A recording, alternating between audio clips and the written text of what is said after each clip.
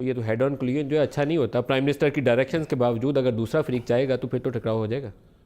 اس وقت تو ایسے ہی ہے، لیکن میں آپ کے پروگرام کے توسط سے ایک بار پھر ان سے کہنا چاہتا ہوں کہ اگر کسی چیز پہ ڈسکشن کرنا ہے، کوئی چیز آپ کو ہرٹ کر رہی ہے، پنچ کر رہی ہے، آپ سمجھتے ہیں کہ ٹھیک نہیں ہو رہی، تو I am open for discussion. میں نے خود مرتضی آپ کو اپنے آفس بلا کے اس کو یہ پیغام دیا کہ ہم مل کے چلنا چاہتے ہیں، کوئی ایشوز نہیں ہے ہماری کوئی کانفلکٹ ہے نہیں، ہمارا کوئی ایسا انٹرسٹ نہیں ہے کہ ہم سندھ کی گورنمنٹ ختم کرنا. ایک بار یہ بھی چل رہا تھا نا، میرے پاس کوئی فیڈرل منسٹر آ جائے، فواد چودھری آیا، فوراً ٹی وی پہ بیان آ گیا کہ جی وہ سندھ کی حکومت کو ختم نہیں ہونے دیں گے. کون ختم کر رہا ہے؟ Like can't a federal minister visit the governor?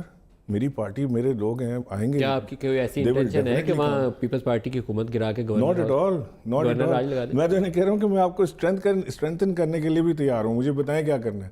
برج کا پارٹ پلے کرنے کے لیے تیار ہوں between provincial government and federal government. جو گورنر کا رول رہنا چاہیے، جو گورنر کا رول رہنا چاہیے. جو میں نے کہ جو آپ کو فنڈنگ کی ضرورت ہے، آپ کو پروجیکٹ کی ایگزیکیوشن کی ضرورت ہے، پرائم منسٹر آفس کی ایکسیس کی ضرورت ہے کسی چیز میں.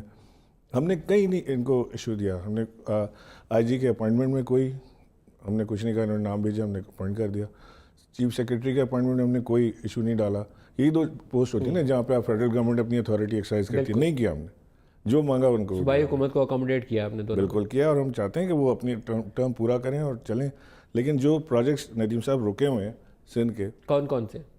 بہت سارے ہیں نا. K4 رکا ہوا ہے جو سب سے بڑا اس وقت ہے، اور K4 بھی میری تو سمجھ سے باہر ہے. 25 بلین میں کنسیو ہوا تھا اور 100 بلین کراس کر گیا ہے، اور ابھی بھی اس کی کوئی کل جو ہے وہ سیدھی نہیں ہے.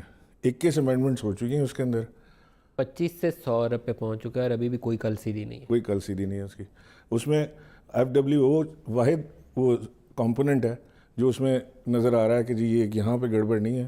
اس کے علاوہ ہر چیز کے ڈیزائن میں ایشوز ہیں، اس کی ایگزیکیوشن میں ایشوز ہیں، اس کی جو کانسیپٹ تھا اس میں ایشوز ہیں. انکمپیٹنس ہے یا کرپشن ہے؟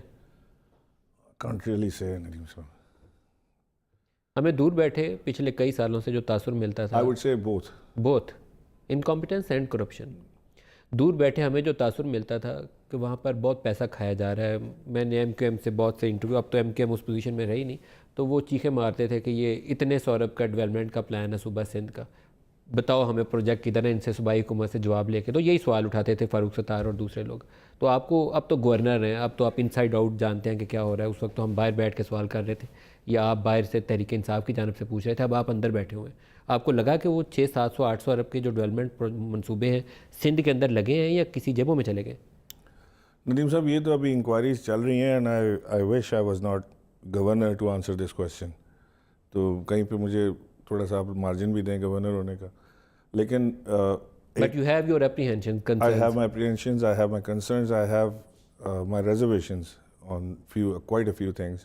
وہ obvious سامنے نظر آتی ہیں. میں نام نہیں لے سکتا کیونکہ مجھے علم نہیں کہ کون کون اس میں انوالو تھا، لیکن جس کی گورنمنٹ تھی وہ تو ضرور ذمہ دار ہوگا، اس کی ذمہ داری لینی چاہیے ان کو اور بتانا چاہیے. جیسے K4 کا جو ہو رہا تھا، تو جب پرائم منسٹر کراچی آئے ہوئے تھے تو ایک بریفنگ رکھی تھی K4 کی، CM صاحب خود بھی تھے، اور اس بریفنگ میں پرائم منسٹر نے بریفنگ رکوا کے پوچھا کہ یہ کیا کس نے، ہوز دا پرسن، جس کو یہ خیال نہیں رہا کہ جی اس کے اوپر برج بننا ہے، جس کو یہ خیال نہیں رہا کہ جی پاور کیسے آئے گا. یعنی کہتے خیال نہیں رہا ہمیں. اس طرح کے بلنڈرز ہوئے ہیں.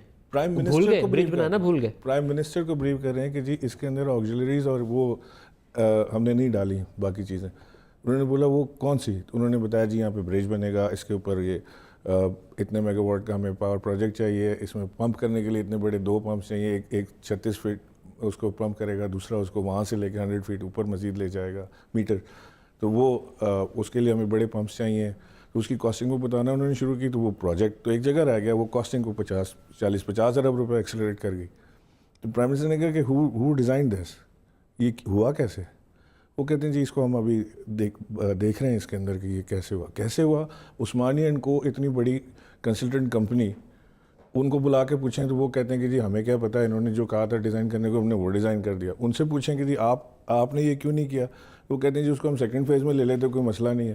مسئلہ یہ ہے کہ اس ملک میں پیسہ آپ کے پاس ہے نہیں، ہر بار آپ ادھار لے کے کام کرتے ہیں. اور یہ ایک طریقہ کار جو مجھے سمجھ آیا اب تک وہ یہ کہ ایک طریقہ کار ہے کہ آپ پروجیکٹ 15-20-25 ارب روپے کا دکھا کے شروع کرا دیں، once you are down the line تو پھر آپ مزید پیسے مانگتے ہیں کہ جی وہ برج آ گیا، جی پمپ آ گیا، جی فلاں آ گیا. This is not how you do projects in this country.